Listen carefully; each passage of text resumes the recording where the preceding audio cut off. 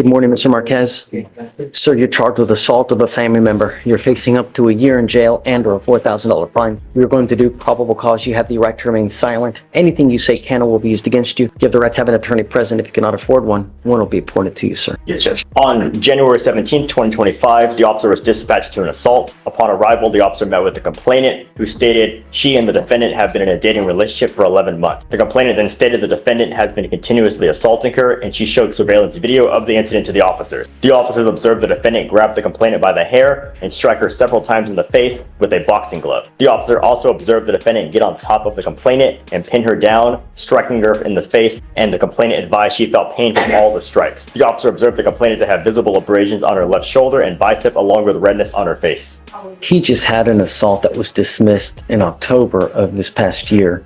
Yes, Is this the same complaining witness?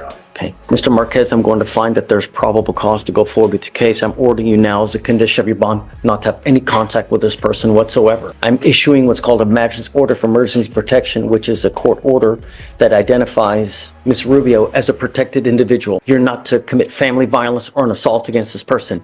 Commit an act in furtherance of an offense under section 42.072 of the Texas Penal Code. Is this a stalking statute?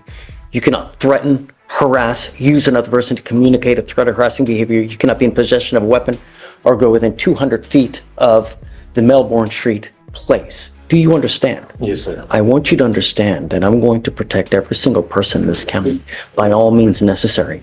You endanger my public, it's not going to go well for you. Felicia, I want to make sure that he's not consuming alcohol or drugs. I'm going to randomly test you. If I find that you're using alcohol or illegal drugs, likewise, I will revoke your bond, put you in jail, make your bond very high. Do you understand? So it looks like a protective order has been issued. I would get to know it, because if you violate this protective order, the state can and will file a violation of protective order. Alright guys, here's where it gets heavy. January 17th, 2025, Mr. Marquez is brought in for assaulting a family member. Surveillance caught it all, fists flying, a boxing glove used like a weapon, and undeniable injuries. No escaping this one. That is the capital murder of misdemeanors. Do you understand, sir? Judge, the magistrate also did order a GPS device that was Yep. installed prior. I'm okay with that. I have it on, sir. Did you want do you need a lawyer, sir? Okay, so you don't want a court-appointed lawyer then?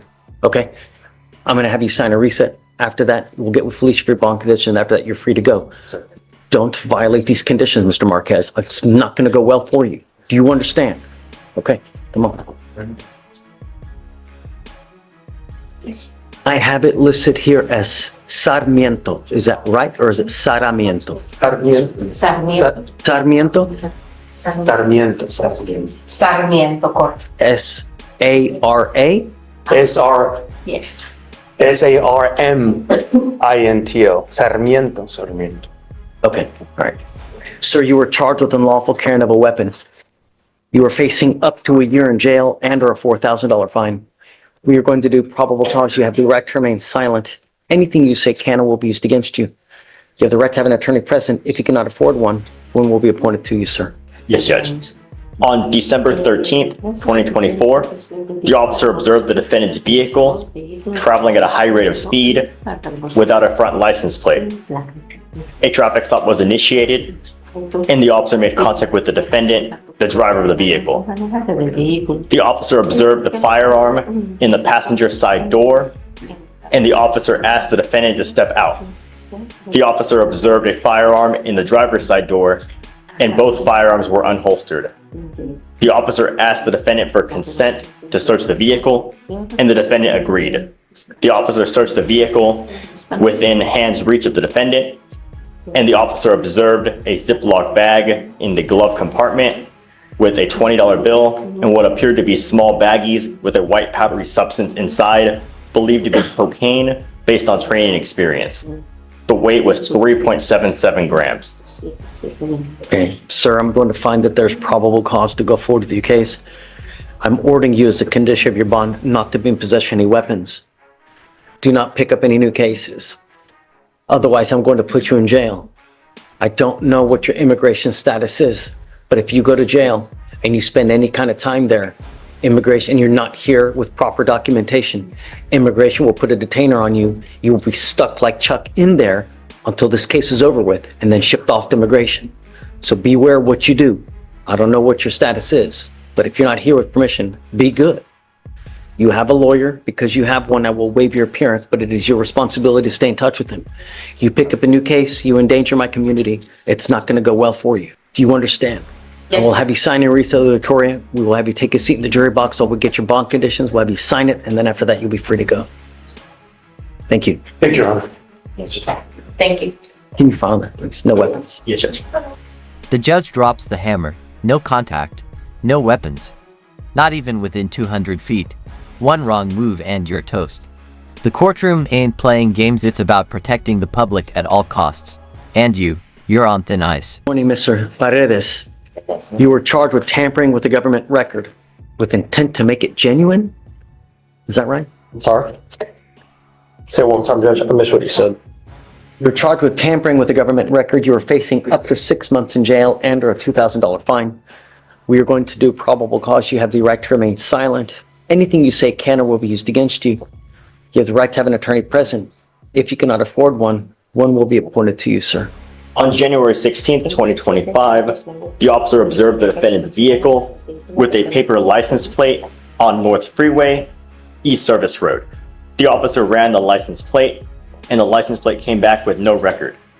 The officer observed the license plate was a copy and did not have required security features. A traffic stop was initiated, and the officer made contact with the defendant, the driver of the vehicle. The defendant stated he received the license plate from the person who sold him the truck, that he receives a new license plate whenever he makes payments, and that he thought that was legal. The defendant stated he did not have insurance on the vehicle, and the officer ran the VIN and discovered the motor vehicle to be salvaged. The officer also found the vehicle has never been registered and had never had a state inspection. The defendant provided a dealer tag receipt for the license plate, listing him as a purchaser. So he tried to purchase in good faith, Judge. He just, I don't see how there's any criminal intent. But he's making payments and he gets a new license plate every time he gets a payment. That's, Next up, the heat turns to a man caught unlawfully carrying not one but two firearms. No license plate, no chill, just speed and a glove box full of powder. Cocaine suspected.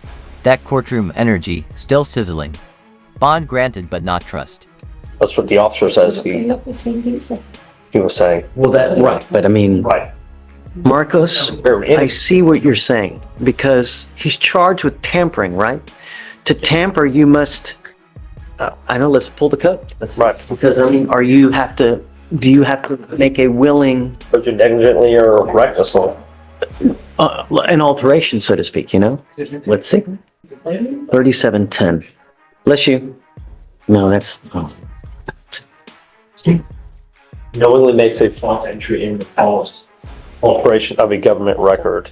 A person commits, if he knowingly makes a false entry in or false alteration of a government record, makes, presents, or uses any record, document, or thing with knowledge of its falsity with intent that it be taken as a genuine government record.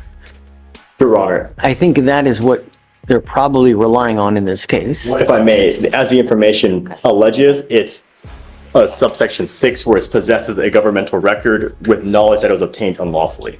So, Well, he doesn't know it was obtained unlawfully, even from. Well, hold on. That's your burden, right? yes, Judge, and in this case, we would show that reasonable certainty by his obtaining it every time he makes a new purchase and obtaining it from the person who obtained the vehicle rather than from the government. So it would be through that. When I go buy a new car, though, they give me a tag. You know what I mean?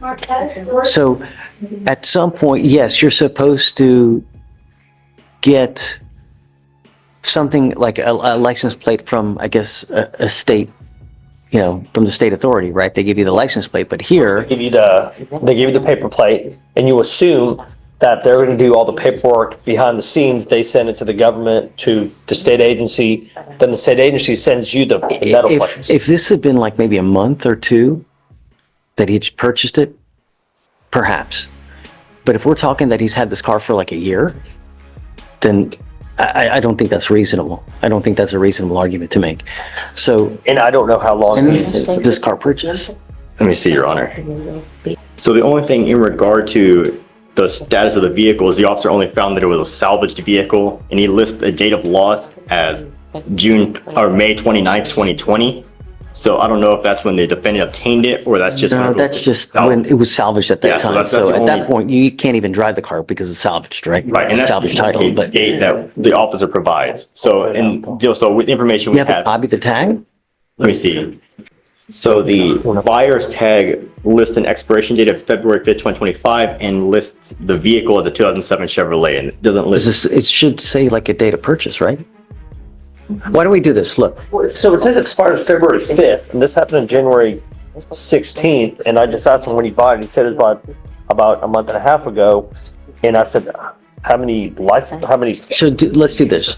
Show me, let me give you more time. Let me just do a little bit more diligence, Okay. all right? We'll come back, but let me burn through all this because I didn't think it was going to take this much time, but we'll revisit. Okay. Yes, yes. Death judge warns loud and clear. You endanger my people. I bury you in bond. Immigration consequences loom. Every step you take is a trigger point. And one wrong step, boom, back behind bars. This is justice, not daycare. Montalago. He's got 2 cases on the docket. So these are really, really old cases, huh? These are super old, Judge. She had one attorney, I think it was during the pandemic, that we subbed in on, and then the other case as well, Your Honor. And it was a mix of a lot of things financially and on why he was kind of MIA. Did you represent him before? We were on the case, we just never got off. We were on him on the assault case. Are you wanting to stay on or do you want to get off? We're gonna stay on, Judge. Okay. You guess in a way rehired. So, Mr. Montalongo, you're charged with 2 cases. You're charged with assault of a family member. You're also charged with terroristic threat. Both of those, you're facing up to a year in jail and or a $4,000 fine. I'm going to tell you now, you take off on me again, I'm going to make your bond so high you'll have hair falling out. Do you understand? As it stands now, your case is 1,289 days old on one. The other one is around another 2 years old as well. I'm assuming probable cause has been found already? I would like to take up probable cause, Your Honor, on the terroristic threat one, if we can. Okay. Okay, go for it. Yes, Judge. On February 28th, 2023, the officer responded to a terroristic threat and the complainant stated she is the sister of the defendant and that prior to the day of the call, the defendant had been sending her threatening messages to her phone. The defendant sent a text saying, "I hope you take a punch to the fucking face. I'ma break your fucking face with my fist, bitch. I want to hear your bones break." The complainant stated the defendant has been verbally abusing her and has a history of assaulting their father. Your Honor, I believe the key element they're missing in this probable cause for the terroristic threat is the imminency. There's nothing showing that this is imminent, it's about to happen, or is going to Because I'm happen, or going some to. future event. I mean, I'm going to. I'm going to, it can be very vague, Your Honor. We don't know how long that's going to be. If it's like, hey, I'm coming over right now, or if he said that in person. I think the case law is pretty clear on the imminency on that. For example, like, You're telling me there's case law that says I'm going to is not sufficient? Then comes the guy rolling with fake plates, paper tags, no registration, and a salvaged ride. Says he's just making payments, but the court's not buying excuses. You can't fake state documents and walk away clean. The law always checks I have to look at the specific words of I'm going to, but it references a future event. So if it's in reference to a future event, it's not imminent, therefore it doesn't meet the requirement. State response? So what we have is that they had an argument the previous night and that the morning of the incident, that's when he sent the text saying, "I'ma break your face with my fist." So that would go towards, it doesn't really address the imminent issue, but it does address a future threat. Montalongo. Your Honor, I would agree with where you're going, I'm going to, and just the overall tone of the message is implying imminent and will put a reasonable person in fear. I think so as well. Mr. Montalongo, I'm going to find that there's probable cause to go forward with your case. I'm now issuing a magistrate's order for emergency protection that identifies the complaining witness in this case as a protected individual. You cannot communicate with this person in any manner. Phone calls, text messages, any way. You're not to threaten, harass, use another person to communicate a threat or harassing behavior. You cannot go within 200 feet of where she lives or where she works. Do you understand? If I find that you violate this court order, I'm just going to put you in jail. Got to understand, I'm going to protect my public at all costs. I don't care who you are, what color, whatever. Do you understand? Now, I'm not waiving his appearance. because the cases are super old. We got to figure out where we're going. So I'm going to give you guys one setting to figure out where we're going to go. Is discovery complete on both of these cases? It appears that the RIP is missing on the terroristic threat and on the assault. It's complete. So, okay, so I'm going to give you 30 days. You must be back at that time to figure out what we're going to do. You must either accept a plea bargain from the state or else I'm going to set your case for trial. You understand?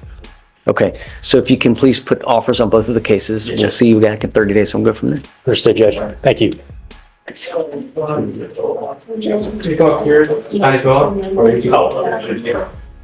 Final round. A man charged with threatening his own sister, bone cracking threats in brutal texts. With a violent history, it's not just words. The judge questions, was the threat real or just talk? Either way, the heat is rising fast.